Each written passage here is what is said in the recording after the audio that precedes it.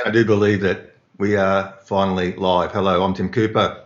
And today I'm going to talk to you about something that could really, really have a major, major impact in your business. And they're called micro moments. What on earth are micro moments? Look, I've always said that content is king. To be found on the internet, it's important that you have content that connects and answers the questions that your ideal customers are looking for. But what about the people who aren't your ideal customers? Why on earth would you want to reach out to them and be found? Well, it's all about micro moments, and I'll get onto that in a minute. So once again, I've got a bit of a funky light here, so it's a bit of reflection in my glasses. Before I do that, if you're watching this live, please put in hashtag live. Watching this on the replay, please put in hashtag replay, and you know where to enter your questions. If you enter your questions in, I'd be more than happy to answer them as we go along. And of course, please feel free to spread that love around. If I can find the right button, it might be this one. Okay, so here's an interesting statistic for you. 40% of baby products are purchased by people who don't have children. 40% of baby products are purchased by people who don't have children. And when you think about it, yeah, it makes sense. Like grandparents, uncles, aunties, friends. When somebody you know is having a child, like the baby showers and all that sort of stuff, a whopping 40% of those products are bought by people for other people. They're bought by people who don't have children themselves. Now, what happens if the people who sold those products didn't cater for that market? They'd be missing out on 40% of sales, right? And this is a question that I often thought about when I was in private practice too. On the odd occasion when I was experimenting with Facebook ads, it's one thing to sort of set your targeting to people who are interested in sports. I was a sports therapist, a pain specialist. They did injury management, that sort of stuff.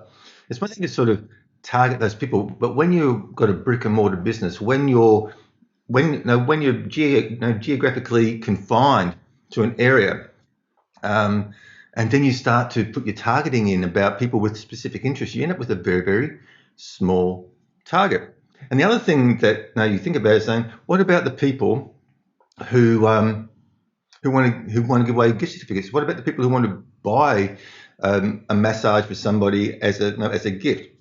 And what about just people just wanting to know? Like, say they're talking to a friend and the friend's complaining about having a sore back, and they want to know how to help, and they might know that massage might be able to help, but they don't know who to recommend because they don't use that service themselves, so they're not being targeted. So what are micro moments, and how can you sort of look at catering for these people outside your demographic? Okay, so there are according to Google, there are 4 micro moments, and these are in the moment things. Usually when people are having a conversation, once again, how often have you actually been talking to somebody, they've said something, you say, oh, hang on a minute, and you pull out your phone and you do a quick search to see if you can find out more information about it. Happens quite often. Hey, David, great to see you back here live again.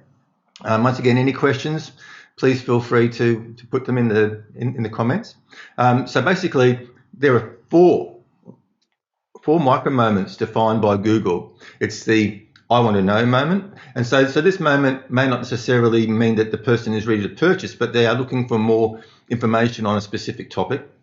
There's a I want to go moment, right? So that's when people are actually looking for a product, service, something to do. So they're looking for a place or a way to get to that place, right? So I want to go. I want to do. So now they're looking for information on how to perform a particular task or how to solve a particular problem themselves, like a do-it-yourself. Like, I want to get rid of my headache, or I want to fix a baby's cradle or whatever. So that's like the how-to information, the how-to search, and of course it's the I want to buy.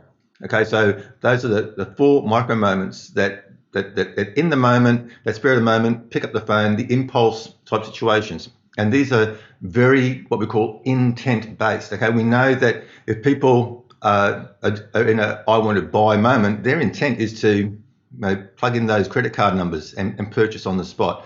If people are in a I want to go, once again, generally speaking, they're in a purchasing mode. Their intent is to spend money. Their intent is to solve a problem.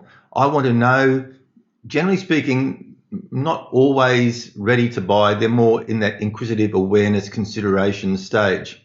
So your content, you've got to cater for that. Right now, let's just look at your particular business. And as I said, I usually refer back to massage and wellness because that's my background and that's the majority of my coaching clients. And saying, so somebody has a headache, or they're complaining to somebody, saying, they're around the coffee table at the office, if they have an office or whatever, and they're saying, oh, I've got this terrible headache and I've tried everything. I've tried paracetamol and I've tried this and I've tried water. And so as the process goes on and people are sort of talking about different things they've tried, somebody pulls out their smartphone and goes, well, let's, and they just type into Google, how to get rid of a headache. That's a moment, right? That is a moment. That's a I want to know moment.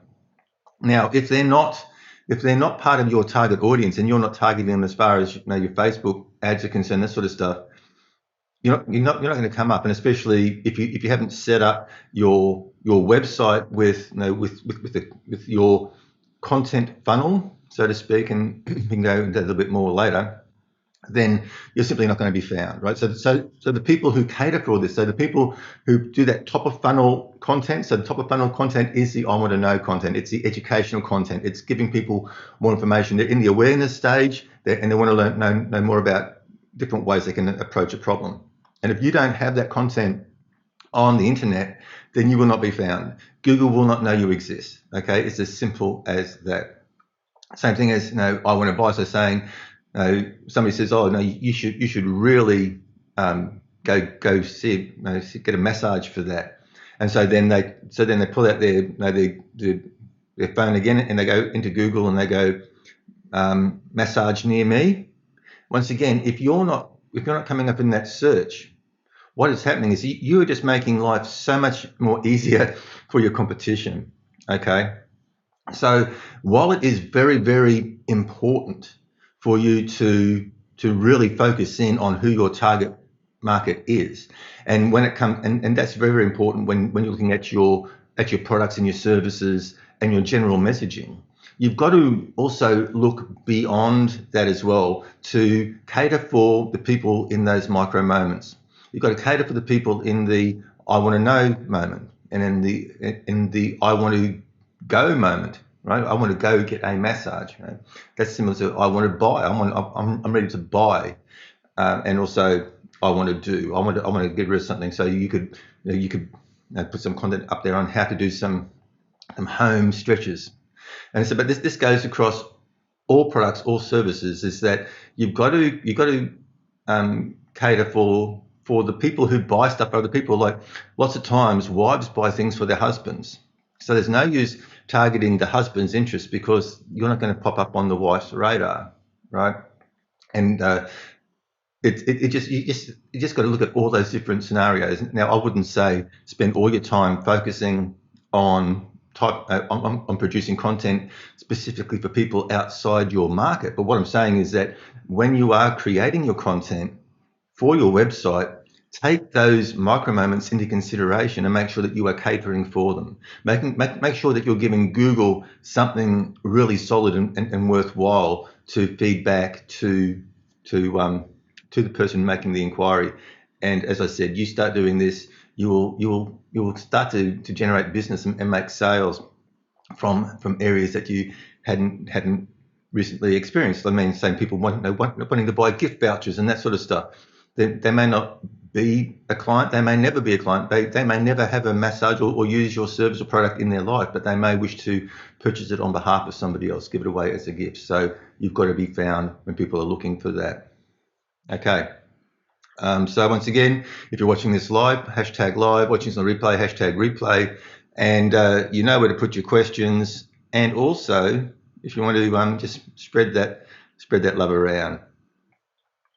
Okay, so I will be sort of doing some more lives about content, but no, once again, content is a really, really big subject, right? Like content, because everything is content. Everything is content. But I mentioned in a previous live too about having your pillars and all your hubs. So look at 3 or 4 things that you specialize in, and those become your hub content.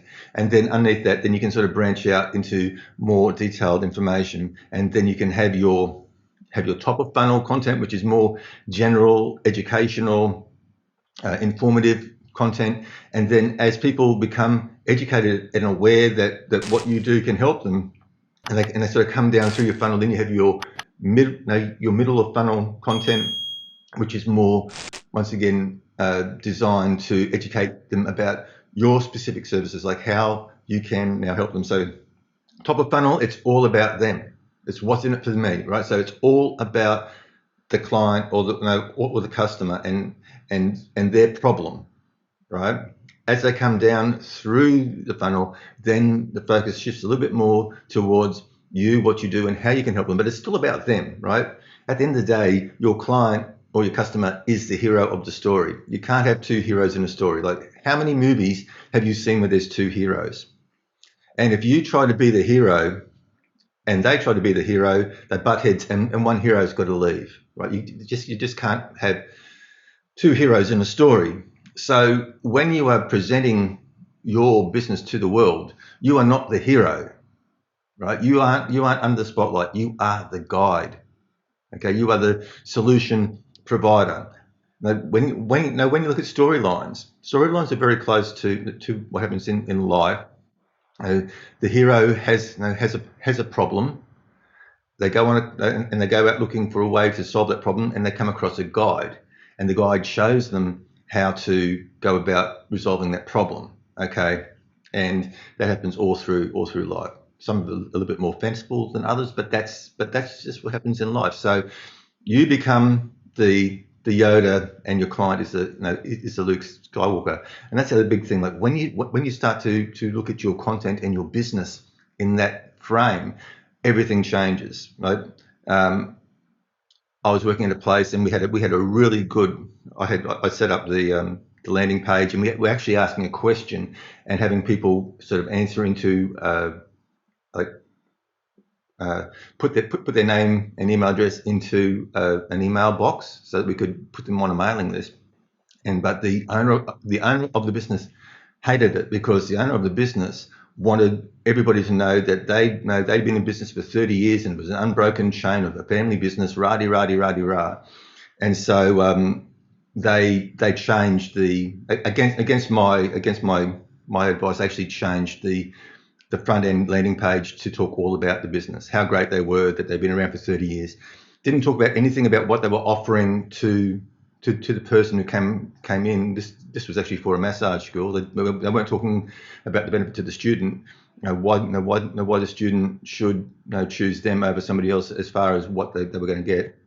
It was all about the college and how wonderful the college was. And it didn't work so well. So don't. It's never about you. Unfortunately, well, people at the end of the day don't really care about you and your business. They only care about themselves. That's just human nature and the way it is. And I think the sooner you come to terms with that, and the sooner you fashion your your website and your content and everything around that, then it becomes a whole different thing. And also, you don't feel as salesy, because now the spotlight isn't on you. You're totally focused on the client, their needs, and you become very, very client centric.